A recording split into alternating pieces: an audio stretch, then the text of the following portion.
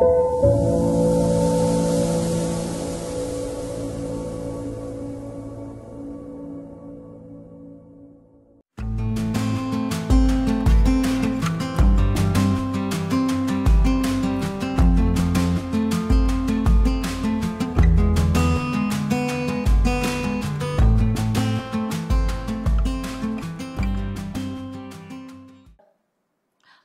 లోహ కళ ఎన్ని రకాల లోహాలని ఎన్ని రకాలుగా జీవన అవసరాలు, వంటకి పాత్రలై, ఆ తర్వాత దాచుకునే వస్తువులకి, దేవుళ్ళకి ఇచ్చే హారతులు, వాళ్ళ ఆ దేవుళ్ళకి పెట్టే కుంకుమ, పసుపు, బండారు, ఇది ముగ్గులు, అవి పెట్టుకునే పాత్రలు చూస్తే ఆశ్చర్యపడతాం.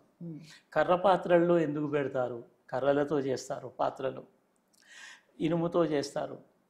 ఇనుముతో జల్కర్ అంటారు, జల్కర్. అవి రెండు వైపులా ఇంటికి ఇలా పెట్టేస్తే ఆ దీపావళి ఒక 20 దీపాలు, ఒక్కొక్క దానికి 4 లేదా 5, అట్లా 4-5 ఇవి ఉంటాయి. దాంట్లో దీపాలు వెలిగిస్తే అదొక అద్భుతమైన దృశ్యం. అది ఆదిలోహం, ఆది లోహ కళ. ఆ తర్వాత ఈ దీపాలు కూడా ఒక విభాగంగా వచ్చినాయి. ఇండియన్ ఆయిల్ ల్యాంప్స్ అంటే హ్యాంగ్ చేసే దీపాలు, పెళ్లి దీపాలు, దేవత దీపాలు, ఆ తర్వాత అది పూజా దీపాలు, చిన్న దీపాలు, పెద్ద దీపాలు, వారం 10 రోజులు కూడా వెలుగుతూనే అఖండ దీపాలు. అవన్నీ ఆదివాసుల సొత్తు. ఆ తర్వాత వచ్చేసి ఆది అక్షరం. మన తెలుగు లిపి దగ్గర నుంచి ఆదివాసీ లిపులు, వాళ్ళ సింబాలిక్ ఎక్స్ప్రెషన్స్, ఆ తర్వాత గుంజాల గోండీ లిపి, ఆదివాసీ లిపి, వాటిని తయారు చేసిన పద్ధతి, వాళ్ళ వాటిని ఒక్కొక్క అక్షరాన్ని ఒక్కొక్క ప్లేట్లో దాన్ని చూపించాలి అని ఢిల్లీలో అలాంటి సౌకర్యాలు ఉన్నాయి. ప్రెసిడెంట్ ఆఫ్ ఇండియా వచ్చారు, దానిని ఆవిష్కరించారు. మొత్తం ఇండియన్ కల్చరల్ డిపార్ట్మెంట్ దానిని అంతర్జాతీయ స్థాయిలో వాటిని డిస్ప్లే చేశారు. మన దగ్గర వాటిని చూసేవాళ్ళు కూడా లేరు, వాళ్ళకి చూపించాలి. ఇది ఆదివాసీ లిపి, ఎంత అద్భుతమైన లిపి. ఒకటే లిపి ఉండదు కదా, ఉండదు. ఎందుకంటే వాళ్ళకి లిపి కూడా అబాండంటే, భాష ఎంత అబాండెంటో మనకు భాష కులాలని బట్టి, పాండిత్యాన్ని బట్టి ఉంటుంది. కావ్యాలు చదువుకునేవాడు కావ్యమే చదువుతాడు, అది వ్యాకరణమే చదువుతాడు. వాళ్ళు అలా కాదు, వాళ్ళ ఆల్ ఇన్ వన్.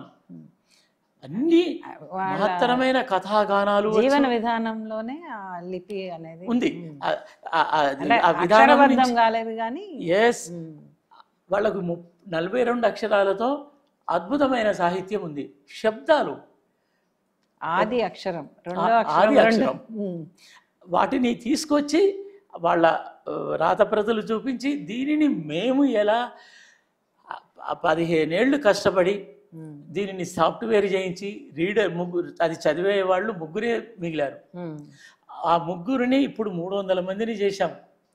అది అది అది విచిత్రంగా దానిని 25 రోజుల్లో నేర్చుకొని చాలామంది కవిత్వం రాశారు, పిల్లలు పుస్తకాలు రాశారు.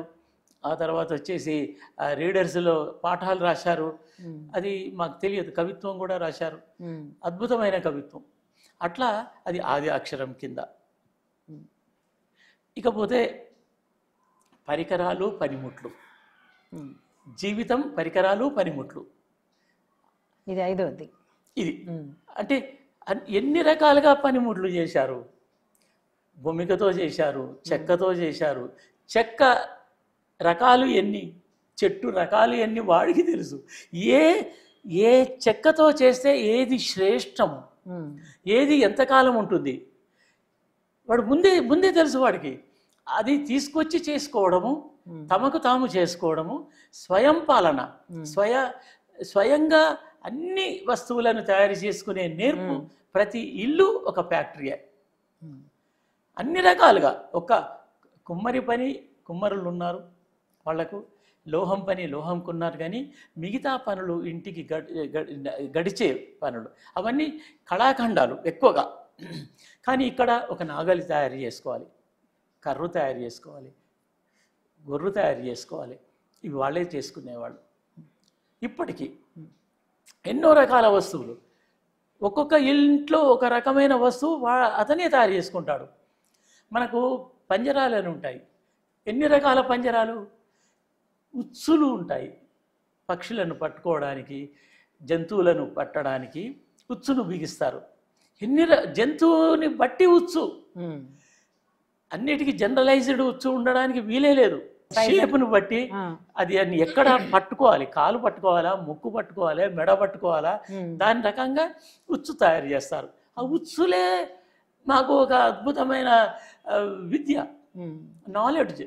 అంటే శరీరాకృతిని, దాని ప్రాణాన్ని అది చావకుండా దాన్ని పట్టుకోవడం, చంపడం కాదు. మీరు చూశారు, అది టైగర్ బోన్, అది చావదు, చంపరు, దాన్ని తీసుకుపోయి దూరంగా వదిలిపెడతారు. లేకుంటే దాన్ని చంపేంత క్రూయాలిటీ లేదు వాళ్ళకు.